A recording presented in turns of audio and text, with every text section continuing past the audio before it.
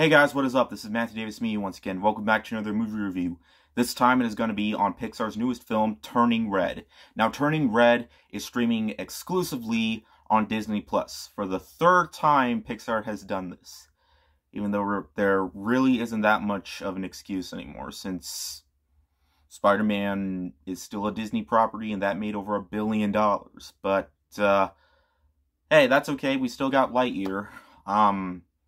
Maybe it's just Buzz Lightyear is a very popular character, and maybe Pixar thinks it might make more money that way, since Pixar's last 3 films are completely different. But that's just a theory. But anyways, I just watched it. Turning Red involves a girl named Malin who has 3 friends, and when she turns 13, overnight, she turns into a big red Totoro-like creature. What I mean by that is a big red panda. And Totoro's not a panda, I actually don't know what Totoro is. He's just Totoro. We just call him Totoro. Anyways, she turns into a big red panda, and this works every time she gets excited about something, like when she sees a guy she thinks is cute, or when she finds, cuteness and stuff like that, when she gets overly joyed with something, and sometimes when she's extremely mad.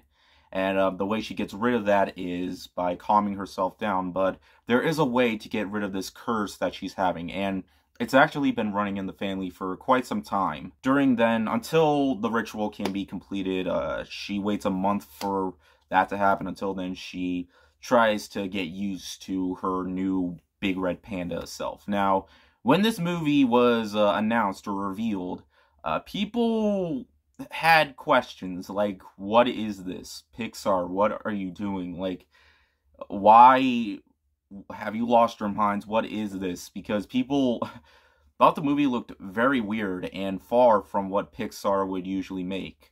And I could see where they're coming from, because this movie is far different than most Pixar movies. In fact, I'm probably just going to say this. This is Pixar's weirdest film. Like, this is not something that they would put out. Like, usually they would stick to normal stuff. Like, this movie is, like, not normal. Like, of course, when it comes to Pixar movies, I always get excited to see them, because I love Pixar. No matter what they do, I think they're still always going to be a great company, even if they do continuously put their movies out on Disney Plus now. The only movie of theirs that I really hated was Cars 2. That's the only one that I really did not like. Cars 3 was a bit better, but not saying much. Even Pixar's weakest films, like Good Dinosaur, Brave, Monsters University, the first Cars, I like, but I certainly don't think they're some of Pixar's best. So I like 95% of their movies, pretty much. And this one I really enjoyed as well. Needless to say, I surprisingly loved this one. Like, I am really surprised how much I enjoyed this movie. I didn't think this movie looked bad. Okay, I said looked, and not looked did, because I don't know why I kept saying that. But this movie really surprised me. It was a lot better than I thought it would be. What I really love most about this movie is that it takes some risks that Pixar probably would have never have taken. Like, adding some different styles and stuff like that. Like, the facial design for the characters, they are very weird. One of the coolest features is the way the eyes look. You can tell that the eyes are a bit different, kind of like in an anime style, like when they start tearing up and stuff, and when they get, really big. It's very noticeable, and I really enjoyed, seeing that on screen. It actually kind of what kept the movie's charm going. And the movie still has what you would see in a Pixar film.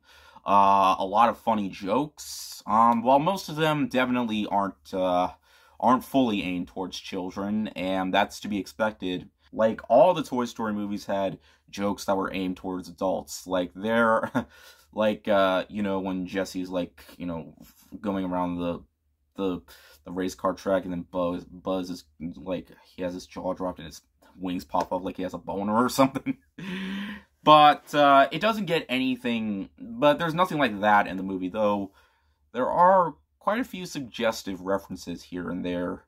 I mean, this movie definitely has some stuff that kind of made me question its PG rating a bit.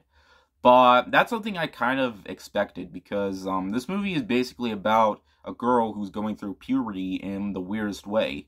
And this is a movie that basically focuses on growing up, but also caring about your family and your friends. And even when it feels like you're being taken away from your parents, you're still always going to be a part of their family, because the mother in this movie is very protective over her child. Like, she doesn't blame her for anything. She just blames, her friends for making her do things that she doesn't want to do when she really does want to do it. There's just so much about this movie that I cannot even fully make out. You're just going to have to experience for yourself, because this is truly one of Pixar's hardest films to describe, because it is bizarre, but it's bizarre in the best possible way. And even if it doesn't fully look like the type of movie Pixar would make, why? Just why? What is it with you? Why can't you give these movies perfect scores? It still has humor, and its heart is still in the right place, and I feel like it's something that families should definitely watch. Fuck you, buddy. This weekend, and it's streaming on Disney Plus. It's a real shame, though. It's not the same, okay? Anime is overrated. But hey, I will admit the experience from home really isn't as good. But I would have loved to see this on the big screen. I just miss seeing Pixar films on the big screen. And I don't really need to say anything about the animation. I'm pretty much done mentioning with animation in Pixar movies. I mean, no matter what, it's always going to be amazing. So obviously, I don't really need to bring up, oh, this movie's great because the animation is amazing. But that's not the only thing. Obviously, there's a lot to love about this movie. I guess if I were to take away like one thing, because I couldn't really get myself to. There wasn't really that much to take away from the experience. I guess there's kind of this like minor plot line when she starts getting into a guy near the beginning of the film, but it pretty much goes away. We never see that character for like after the second time he's on screen, and I feel like he's going to be having like a subplot or something, but that's basically it. The rest of the movie I had a lot of fun with, okay? It's a crazy, roller coaster ride of just bizarre humor and weird humor. I mean, this movie takes place in 2002, so they don't have like text phones like the types of phones that we usually use. They don't have Fortnite or anything like that, or big like AAA games or anything like that. No, it's back in 2002, and it definitely does keep that 2002 feel going, okay? But in the end, Turning Red was a big surprise. It's another fantastic film from Pixar's library. I thought it was better than Onward. I thought it was better than Luca. I don't really think it hits quite as hard as something like Soul or Inside Out.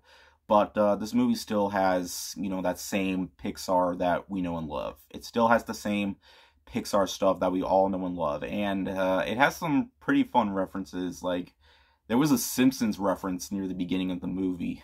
That kind of made sense since Disney basically owns The Simpsons now, but yeah. Hey! So, this means you're gonna give the movie 5 out of 5, right? Finally? No. I'm sorry, I'm not. But it is getting an awesome score. Damn it! Why? Just why? What is it with you? Why can't you give these movies perfect scores? Hey, I praised nearly every single thing about the movie. Sure, I gave it one tiny little flaw, but hey, I thought it was great. I do see myself rewatching it in the future. I will get it on 4K, because I don't like using Disney Plus that much. I only use Disney Plus when I need to. So, I love the movie, okay? 4.5 out of 5 is still a really great score, and you should be okay with that. And besides, I'm a small YouTuber. I'm not like IGN or anything like that. I am just a guy with way less than 10,000 subscribers giving his opinions on YouTube. Okay? So, are we okay with that? F*** you, buddy. Oh, come on. I gave Belle a perfect score. It's not the same, okay? Anime is overrated. You're in an anime whatever.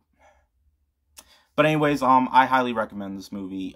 Even if you're not sure, just just I recommend giving it a watch. I think you'll be really surprised. I can definitely see why people are not really liking the movie that much. I mean, critics are loving it, but audiences are still a bit skeptical. I mean, the movie has been memed immediately when it was revealed, but I kind of expected that. But nonetheless, this was still a really fun film, and I really recommend watching it. Anyways, thank you guys so much for watching, and I'll see you guys later. Word out.